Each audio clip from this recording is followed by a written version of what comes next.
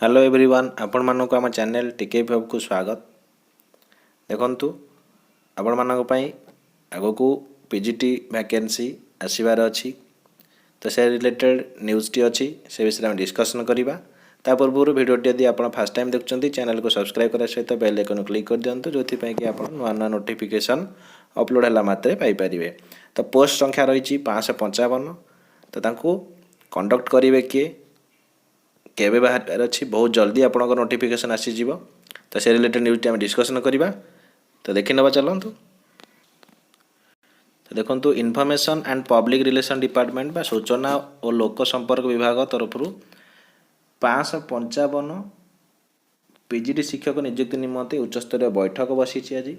तो देखो तारीख अच्छी 20/3/2023 आज दिन में बैठक बस उच्चस्तरीय कमिटी द्वारा।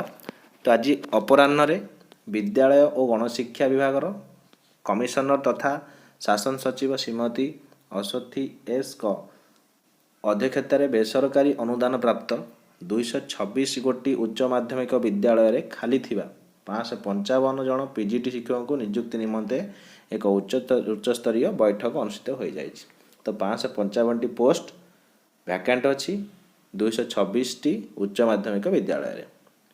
यही बैठक में राज्यर प्रवरण आयोग बा एसएसबी स्टाफ सिलेक्शन बोर्ड जोटा कहते आपण अध्यक्ष प्रोफेसर दक्ष प्रसाद नंद एवं संपादक डॉक्टर मधुसूदन मिश्र, उच्च माध्यमिक शिक्षा निर्देशालय निर्देशक श्री रघुराम आर आयर, स्वतंत्र शासन सचिव श्रीमती शुभश्री नंद, उपनिर्देशक डॉक्टर भागीरथी कांडी समेत विद्यालय और गणशिक्षा विभाग भी वरिष्ठ पदाधिकारी वृंद उपस्थित थे। समस्ते डिस्कसन कर आज मीटिंग टी होईची। तो बहुत जल्दी आपण मानकर आसीबार अच्छी स्टाफ सिलेक्शन बोर्ड द्वारा कंडक्ट करा जिवो पीजीटी पोस्ट।